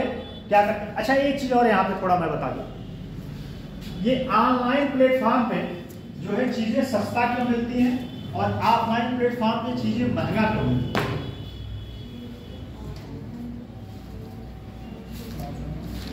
ऑफलाइन जब कोई सामान खरीदते हैं, मान लीजिए आप प्यूमा का जूता है, ठीक, इस प्यूमा का शूज जो है आप किसी स्टोर से जाएंगे तो कितने में मिलेगा? मान लीजिए फॉर एग्जांपल 2000, वैसे 2000 का आता नहीं, 2000 का आता नहीं, कम से कम 4000 के आसपास, 4000, ठीक है? ठीक, अगर मान लीजिए 2000 का तो मिलेगा नहीं, 4000 का मिलेगा। 4000 का अगर आप शूज देते हैं, ठीक है, ये आप ऑफलाइन कितने पा रहे हैं? 4000 में। और जब वही शूज आप ऑनलाइन मंगा रहे हैं तो आपको यही मिल जा रहा है 2500 रुपए। इसके पीछे क्या कारण है? सर, जो बीच में दुकान वाले हैं, शोरूम वाले, हाँ, जो सब बीच में शोरूम वाले हैं, हाँ, वो कमीशन लेते हैं। और ऑनलाइन में सीधे कंपनी की मिलता है। मतलब देखिए, समझिए बात, जो ऑनलाइन होता है, बात समझिए, हम टॉपिक पे ही है। ऑनलाइन जो ऑनलाइन शॉप होता है वह ये वन स्टेप मार्केट होता है। क्या होता है? One step. वन स्टेप का मतलब क्या होता है कि ये डायरेक्ट जो कंपनी से प्रोडक्ट आता है, डायरेक्ट कंपनी से। मान लीजिए प्यूमा का ये कंपनी, ठीक, प्यूमा का ये कंपनी है और ये ऑनलाइन प्लेटफॉर्म है, ठीक है। इसने क्या किया? इस कंपनी से डायरेक्ट इस प्रोडक्ट को उठाया और उसका जो बीच का, ये बात जो बोले थे सही बोले थे, इसमें 3 कड़ी हो जाता है। 2 स्टेप मार्केट में क्या हो जाता है, 3 कड़ी हो जाता है। 1 स्टेप में क्या हुआ कि उसने डायरेक्ट कंपनी से उठाया, उसको सेल कर दिया। क्या किया, डायरेक्ट कंपनी से उठाया, सेल कर दिया। उसका लॉजिस्टिक चार्ज क्या है, लॉजिस्टिक चार्ज उसका बच गया। ठीक है। अच्छा, यही चीज एक जगह और होता है, जैसे आप कैंटीन से सामान लेते हैं, पता है कैंटीन, तो कैंटीन में भी सामान जो है वहां ट्रांसपोर्टेशन चार्ज जो होता है, ठीक, वो चार्ज उस पर नहीं लगता, कम लगता है। 2 स्टेप मार्केट, ये व्यापार के ही बारे में बता रहे हैं, कहीं और नहीं बता रहे। 2 स्टेप मार्केट जो होता है, इसमें क्या होता है, इसमें 3 लोग होते हैं, एक कंपनी हो गया, एक डिस्ट्रीब्यूटर हो गया और एक सेलर हो गया। कौन, फुटकर विक्रेता। फुटकर विक्रेता, ये कंपनी वाला क्या करता है, इस डिस्ट्रीब्यूटर के पास जाता है, डिस्ट्रीब्यूटर, और ये डिस्ट्रीब्यूटर क्या करता है, फिर इस सेलर को देता है। अब इसमें क्या करेगा, इसमें 2 स्टेप हुआ कि नहीं। अब ये जो है, मान लीजिए इसने जो है किसी चीज को, बात समझ रहे हैं कि नहीं, किसी चीज को अगर इसने मान लीजिए 1000 रुपए में बनाया है, प्रोडक्शन को 1000 रुपए में बनाया है, तो यह जो है 1000 में तो बेचेगा नहीं, क्या करेगा, ये बेचेगा कितने में, मान लीजिए 1100, ठीक। अब ये 1100 में, अब ये महाशय जो है, ये 1100 में इसने खरीदा, बेचा इसको 1100 रुपए। अब ये जो सेलर है, यह भी तो इसको खरीदेगा, और क्या ये 1100 में खरीद लेगा, नहीं खरीदेगा। ये कितने में खरीदेगा, मान लीजिए 1200 रुपए, कितने में, 1200 रुपए में खरीदा। अब ये प्रोडक्ट आपके पास आया, और आपके पास तो 1200 में तो बेचेगा नहीं, तो क्या करेगा, ऑनलाइन में भी फायदा होता है। बात समझे, ऑनलाइन में क्या है, या डायरेक्टली वो जो है कंपनी से उठा लेता है, या उसके कई सारे लोग कंपनी वाले रजिस्टर्ड होते हैं, वो अपने प्रोडक्ट को बेचते हैं वहां से, ठीक है।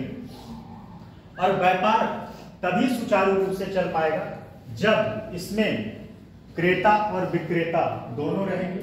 जब किसी चीज का डिमांड होगा तभी उसका प्रोडक्शन होगा, अगर डिमांड नहीं होगा तो प्रोडक्शन नहीं होगा। इसका जीता जागता एक एग्जांपल है, जैसे HMT घड़ी, HMT घड़ी अब जो है वो बंद हो गई। क्यों बंद हो गई, क्योंकि लोगों ने डिमांड कम कर दिया, ठीक। और एक बात और बता दें, शायद HMT जो है मेरे ख्याल से वो है सार्वजनिक क्षेत्र की कंपनी, जहां तक देख लीजिएगा, गूगल कर लीजिएगा, मुझे जितना ख्याल आ रहा है, एग्जैक्ट नहीं कह सकते लेकिन गूगल कर लीजिएगा जो भी होगा, ये सार्वजनिक क्षेत्र की थी। ऐसे ही एक गाड़ी पहले आता था एम्बेसडर, जानते हैं, उसका भी प्रोडक्शन बंद हो गया, उसका भी प्रोडक्शन बंद हो गया। इसके पीछे कई कारण थे, ठीक, ये बात समझ में आए थे, ठीक है। अब आते हैं उद्योग।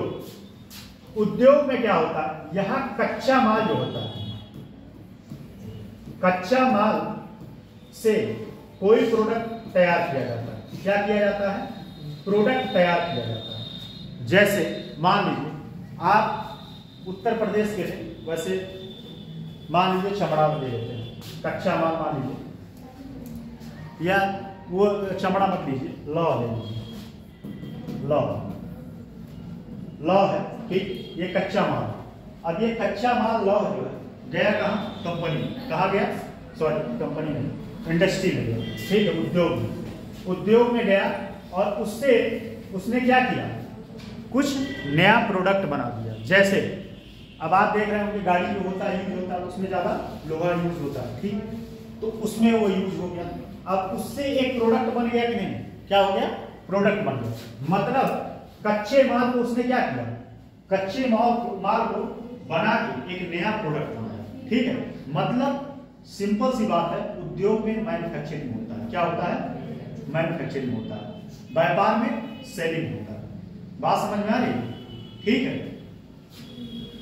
अच्छा, एक चीज और ध्यान दीजिएगा, ये व्यापार के, उत्तर प्रदेश का व्यापार जो है और उद्योग, इसके कई चरण थे। पहला चरण जब शुरू हुआ था 1947 से 60, इसमें जो है, इस चरण में समझ लीजिए, कल लिखवाएंगे, ठीक है। इस चरण में ज्यादातर किस चीज पे फोकस किया गया था, क्या किस पे फोकस किया गया होगा, अनुमान लगाइए।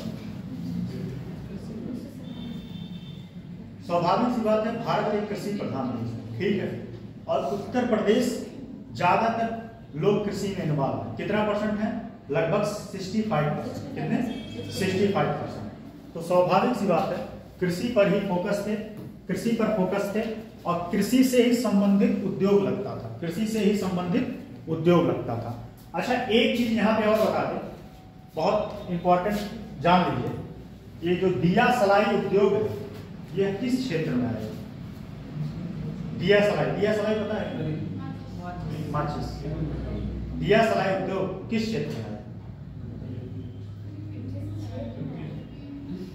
है?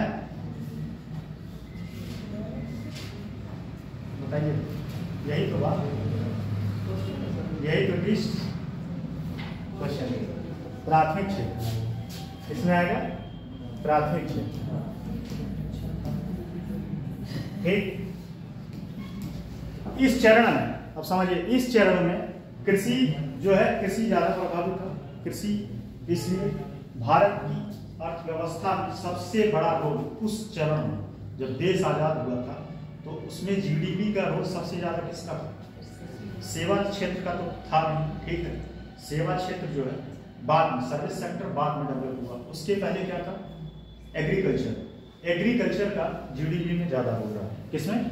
जीडीपी में एग्रीकल्चर का रोल ज्यादा है। उसके बाद दूसरा चरण इसका चला 60 से, और यह चरण 90 तक चला। कब तक चला? 60 से लेके 90 तक, 60 से लेके 90 तक। और 90 के बाद एक रेवोल्यूशन आया, 90 के बाद एक रेवोल्यूशन आया, और क्या आया, कौन बता सकता है? कौन? क्या हुआ?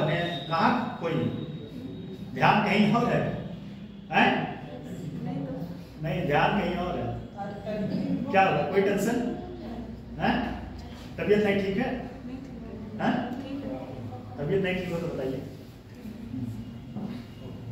बताइए, आप बताइए, दिमाग आपका थोड़ा सा बोल रहे, बताइए कौन सा ऐसा चरण रहा कि जो देश में एक रेवोल्यूशन लेते आए? एलपीजी मॉडल कब आया था?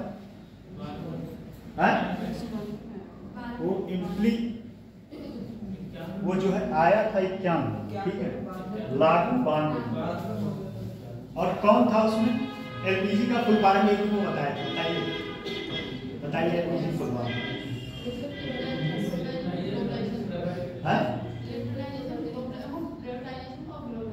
ग्लोबलाइजेशन, लिबरलाइजेशन, ग्लोबलाइजेशन, प्राइवेटाइजेशन, ठीक है। एक एलपीजी का और फुल फॉर्म क्या? अच्छा ध्यान दीजिए। चलिए, दूसरा चरण, तीसरा चरण 1991 से, और 1991 में मार्केट में, या कह सकते हैं देश में, या उत्तर प्रदेश में एक नया ही चरण शुरू हो गया, व्यापार का एक नया ही चरण शुरू हो गया। और इसमें जो है देश में इकोनॉमी, पहले भारत की इकोनॉमी क्या थी? इसके पहले भारत की इकोनॉमी क्लोज थी। क्या थी? क्लोज थी, बाहरी इन्वेस्टर को नहीं आने देते। लेकिन 91 के बाद भारत की इकोनॉमी क्या हो गई? ओपन इकोनॉमी हो गई। अच्छा, इसके पीछे ये ऐसे नहीं हो गया था,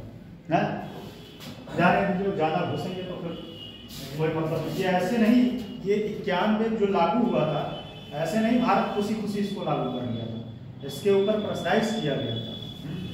प्रेशराइज करने की वजह से ये जो है अपने इकोनॉमी को ओपन किया था, ठीक है, अपनी अर्थव्यवस्था। चलिए, तो भारत, या कह सकते हैं उत्तर प्रदेश के ये 3 चरण थे व्यापार के।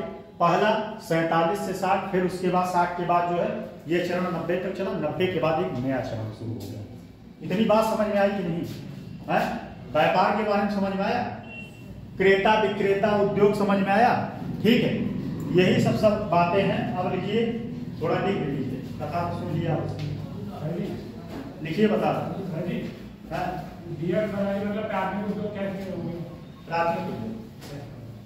एक्चुअली इसमें जो है ज्यादातर लोग घरेलू लोग ही लगे, और इसमें एक बात और, इसमें जो है बहुत कच्चे माल, बहुत जैसे कागज हो गया, ठीक है, लकड़ी हो गया, बांस हो गया, ठीक है, इन सब सारी चीजों का यूज है। और एक बात और, इसमें बात समझे कि नहीं, क्यों समझे? और दिया सलाई उद्योग में सबसे ज्यादा कार्यरत महिलाएं और बच्चे हैं, महिलाएं और बच्चे हैं। और ये आपके एग्जाम में क्वेश्चन भी बना, दिया सलाई उद्योग पर टिप्पणी करें, दिया सलाई उद्योग पर। और एक बात ध्यान दीजिएगा, अभी दिया सलाई के बारे में बताएंगे। चलिए लिखिए जरा इसमें,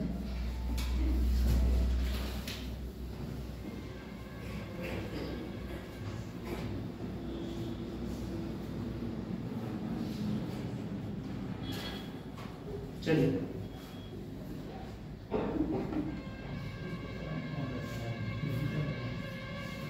पहला लिखिए, जो इंपॉर्टेंट है उसको बताएंगे, वो लिखवाएंगे, ठीक है। इंपॉर्टेंट है चीनी और गुड़ उद्योग, चीनी और गुड़ उद्योग।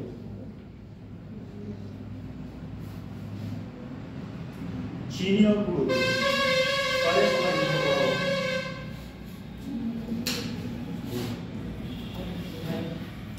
चीनी और गुड़ उद्योग,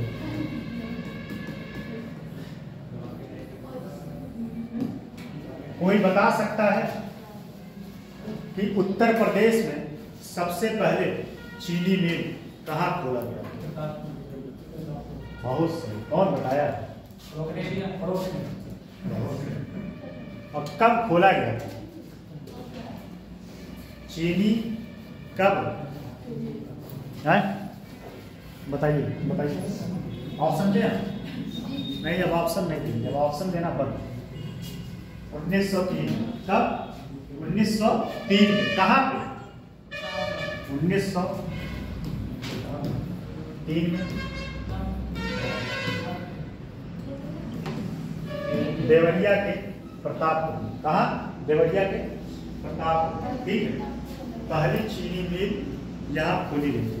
और उत्तर प्रदेश में टोटल, अच्छा एक बात और है, थोड़ा सा ध्यान दीजिएगा, एक बात ध्यान, ठीक, सुन लीजिए, एक बात मुझे बहुत जरूरी है क्लियर कर देना है। मेरे हिसाब से मैं पूरा सही बताता हूँ। इन केस मान लीजिए मैं भी इंसान, ठीक है, मुझसे भी गलतियां हो सकती हैं। इन केस मेरे मुंह से कोई गलत फैक्ट निकल जाए तो आप उसको बहुत ज्यादा इशू मत बना दीजिए, ठीक है। कॉन्सेप्ट गलत नहीं बताएंगे, इतना भरोसा रखिए। आप जाके किताब पढ़ लीजिए, अगर कॉन्सेप्ट में गलत हो, फैक्ट जो है मिस्टेक हो सकता है। फैक्ट मान लीजिए ठीक है, दिमाग है, दिमाग में कुछ बातें और चल रहा है, हो सकता है कि गलती से मुंह से गलत फैक्ट निकल जाए। इसका मतलब ये नहीं होता कि टीचर जो है, मास्टर को फैक्ट नहीं आता तो मास्टर बेकार है। मास्टर ठीक है, मास्टर बहुत वर्क करके आता है और अपना पूरा 100% एफर्ट लगाने का प्रयास करता है। भूल बस मान लीजिए उसके मुंह से कोई गलत फैक्ट निकल गया तो इसको आप अगर इशू बना देते हैं तो कहीं ना कहीं आपकी समस्या है। आप उसकी अच्छी चीजों को ग्रहण नहीं कर पाएंगे, आप उसकी अच्छी चीजों से वंचित हो जाएंगे। तो फैक्ट किताबों में मिल जाएगा, जितना चीजें आसान शब्दों में समझाते हैं किताब पढ़ जाइए, मैं बता रहा हूँ, नोट्स दिला देंगे। कभी आप लोग जब किताब पढ़िएगा और जब समझ लेंगे तब करिएगा, जब समझ में आ जाएगा किताब पढ़ के तब करिएगा। इतना टफ शब्दों में लिखा रहता है, पढ़ते पढ़ते उलझ जाएंगे। लेकिन क्या है कि चीजें मैं सोचता हूँ आसान से आसान शब्दों में आपको समझाना। बाई मिस्टेक मान लीजिए कभी मेरे मुंह से कोई गलत फैक्ट निकल गया, अब आप उसको भूमिका बना दें तो ये कहीं ना कहीं क्या कहा जाए। चलिए ठीक है, मेरी गलती है भाई, मैं इस बात को एक्सेप्ट कर रहा हूँ कि मेरे मुंह से कोई फैक्ट गलत निकल जाए, इसके लिए मैं पहले से ही सॉरी बोलता हूँ। मैं कहता भी हूँ कि भाई गूगल कर लो, आप अगर गूगल कर लो, लेकिन अगर कोई फैक्ट गलत बताने से ये नहीं होता कि वो सारा चीज गलत पढ़ाए।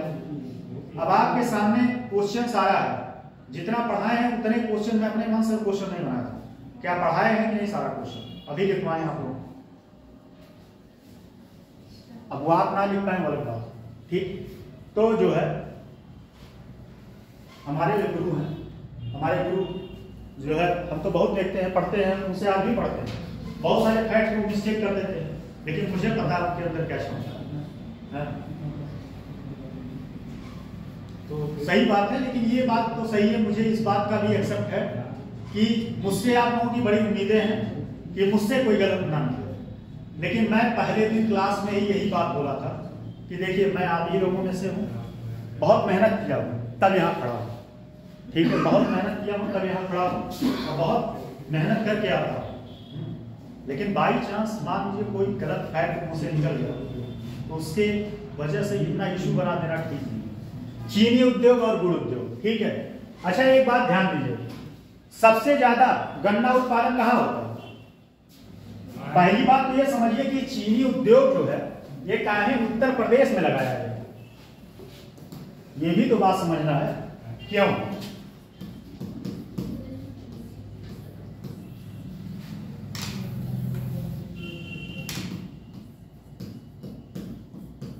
बताइए क्यों? क्योंकि यहाँ पे गन्ना उत्पादन ज्यादा होता है, ठीक है, गन्ना उत्पादन। अच्छा चीनी एक चीज से और बनाया जाता है, चीनी और एक चीज से बनाया जाता है, किससे बनाया जाता है? चुकंदर, चुकंदर से, ठीक है। अब चुकंदर से भी चीनी बनता है, चुकंदर देखिए वो बताता हूँ। अच्छा चुकंदर से चीनी बनाने में गूगल कर लीजिएगा, वैसे मैं एग्जैक्ट ख्याल नहीं कर पा रहा। चुकंदर से चीनी बनाने में एक देश जो है पहले स्थान पे है, एक देश मैंने पढ़ा था, मेरे दिमाग में एग्जैक्ट वो देश का नाम नहीं आ रहा।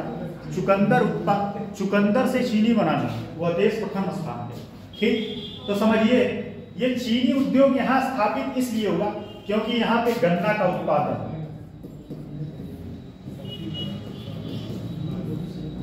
गन्ना का उत्पादन क्या है? अधिक मात्रा में। क्या है? अधिक मात्रा में। और एक बात समझिए, सिंपल सी बात, जिस चीज का जहां पे प्रोडक्शन या उत्पादन होगा वो इंडस्ट्री वहां पे लगती है, ठीक है।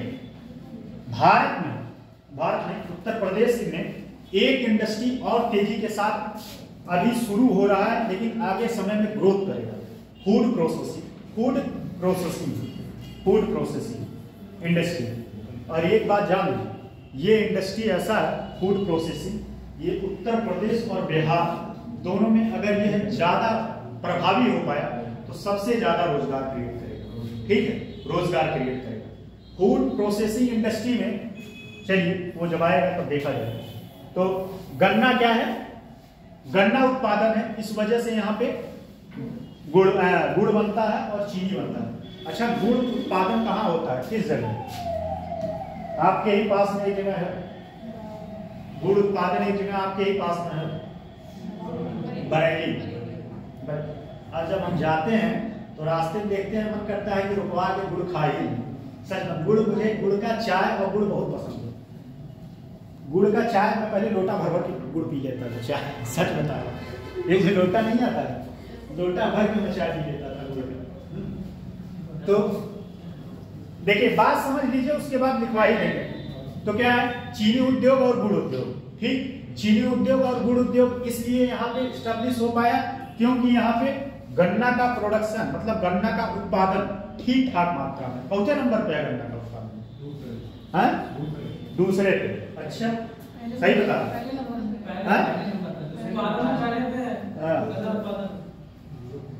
और दूसरे पे कौन? गन्ना। अरे एक बात और बता दो, उत्तर प्रदेश में गन्ना सबसे ज्यादा कहाँ होता है? कौन बता सकता? आज याद मैं मुजफ्फरनगर पे जाऊंगा, खतौली में है मुजफ्फरनगर, कहाँ पे मैं जाऊंगा? मुझसे पूछा यार, मैं मुजफ्फरनगर बताऊंगा। मुजफ्फरनगर। अच्छा खतौली की बात है, फैक्ट्री है सबसे बड़ी फैक्ट्री वही है। चलिए मुझे एग्जैक्ट मुझे जहां तक पता है गन्ना उत्पादन देख लीजिएगा, मुझे जहां तक पता है कि बस्ती, संत कबीर नगर और गोंडा वाला जो एरिया है वहां पे गन्ना प्रोडक्शन ज्यादा होता है। गन्ना प्रोडक्शन वहां पे ज्यादा होता है और वहां पे जो है मिले भी ज्यादा है। क्या है? मिले भी ज्यादा है, ठीक है। तो चीनी उद्योग में क्या है? चीनी उद्योग में यह कह सकते हैं कि यहाँ पे इसलिए स्टेब्लिश हो पाया क्योंकि यहाँ पे गन्ने का उत्पादन अच्छा है और गन्ने का उत्पादन होने की वजह से चीनी उद्योग यहाँ पे विकसित हो पाया। और चीनी उद्योग विकसित होने से क्या हुआ? क्या हुआ पहले बताइए, किस किस में यह लाभ देगा? रोजगार। एक बात ध्यान दीजिए, ये रोजगार एक ऐसा टॉपिक है कि जैसे एग्रीकल्चर जहां मन करे वहां ले जाइए इसको, इकोनॉमिक्स में ले जाइए, ज्योग्राफी में ले जाइए, पॉलिटी छोड़ के, ठीक है, हिस्ट्री में भी ले जाइए। हिस्ट्री में कहां ले जाएंगे? हिस्ट्री में कहां ले जा सकते? पढ़ाए थे, कौन सा कानून बताए थे? बताइए। बंदोबस्त नियम सुने नहीं?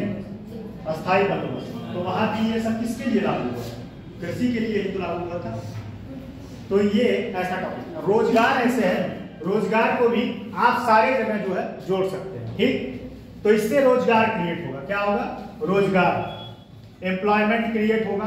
और एक बात और है, चीनी उत्पादन से भारत, बार भारत आता है, उत्तर प्रदेश के अर्थव्यवस्था में भी इसका योगदान है। इसके अर्थव्यवस्था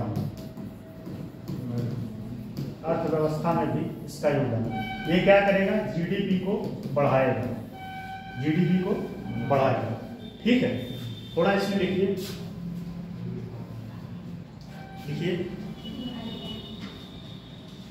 गन्ने का मूल स्थान लिखिए, गन्ने का मूल स्थान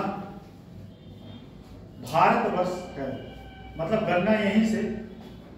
अच्छा, ये पूछता भी है बहुत सारी चीजों का, जैसे आलू का मूल स्थान कहाँ है, गन्ने का मूल स्थान कहाँ है, ठीक है। और उसके बाद और भी सारी कई सारी चीजें हैं कि मूल स्थान, गन्ने का मूल स्थान ही, ठीक है। विश्व के, देखिए, गन्ने का मूल स्थान भारत में है। विश्व के मध्य पूर्वी देशों, विश्व के, जल्दी करिए आपके सर बैठे हैं, विश्व के मध्य पूर्वी देशों सहित अनेक स्थानों में भारत से ही इस उपयोगी पौधे को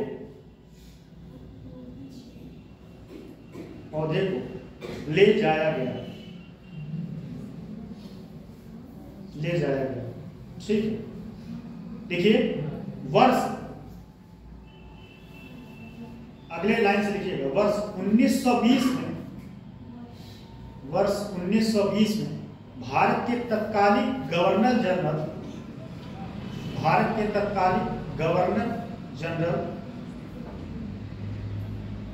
जनरल ने चीनी व्यवसाय की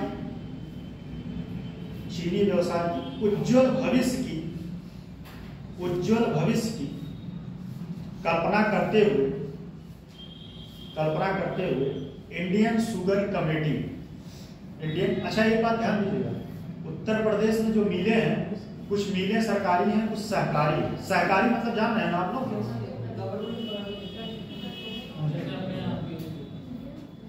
ठीक है।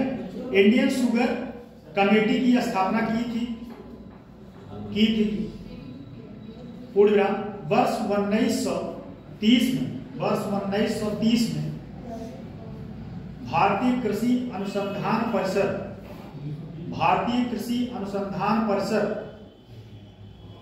परिषद की 1930 में भारतीय कृषि अनुसंधान परिषद की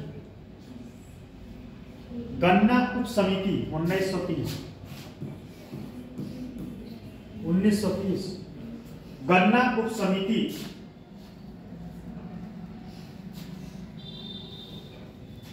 की सिफारिश पर एक टैरिफ बोर्ड की स्थापना की गई। एक टैरिफ बोर्ड की स्थापना की गई जिसे भारत सरकार से चीनी उद्योग को आरंभ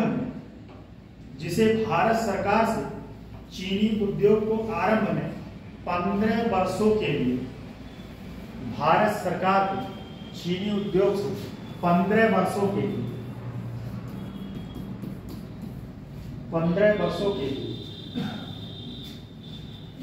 संरक्षण देने की सिफारिश की।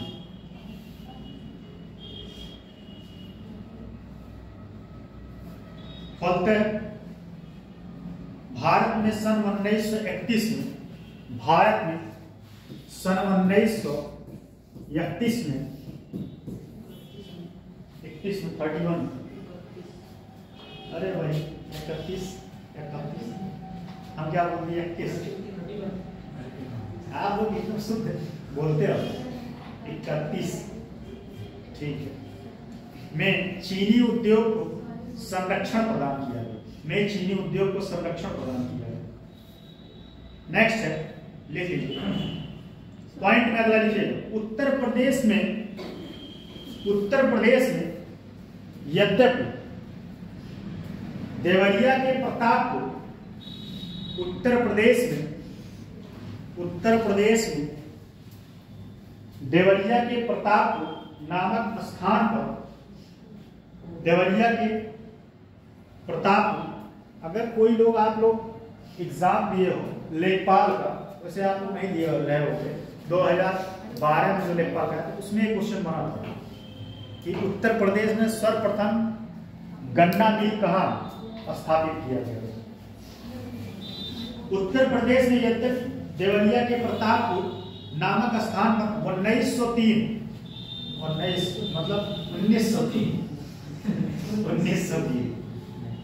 90 देख दे रहे भाई, इतना तो दिन में इतने तो जान ही गए कि क्या हम बोलना चाहते हैं, जान गए नहीं, चलिए कोई नहीं। में भारत की प्रथम चीनी मिल स्थापित,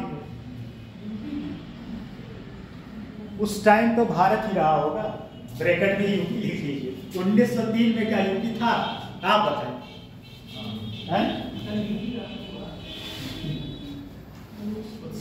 लिख लीजिए, देखिए फिर से सुन लीजिए। उत्तर प्रदेश में यद्यपि, अब बात समझिए इस लाइन में क्या छपा, उत्तर प्रदेश में यद्यपि भारत देवरिया के प्रतापपुर ठीक नामक स्थान पर 1903 में भारत की प्रथम चीनी मिल स्थापित हो चुकी है। अब बताइए इसमें देवरिया का नाम लिया है कि नहीं, उत्तर प्रदेश का नाम लिया है कि नहीं, ठीक, 2 पॉइंट लिख लीजिए, नहीं तो ये क्वेश्चन छूट जाएगा। कल करा देना सर, उधर फिर लेट हो जाते हैं वो क्लास, सर उधर लेट हो जाते हैं। अरे टॉपिक बाद तो कम से कम लाइन तो क्लियर हो जाएगा। सर आप बहुत देर हो पाएगा, चलिए जाने दीजिए भाई, इनका सांस बोलने लगेगा नहीं डिस्टर्ब हो जाएगा। लेकिन ये है कि एनर्जी इनके पास है, पढ़ती है, ये बात है, क्लास मिस नहीं करती। टाइम का पंचुअल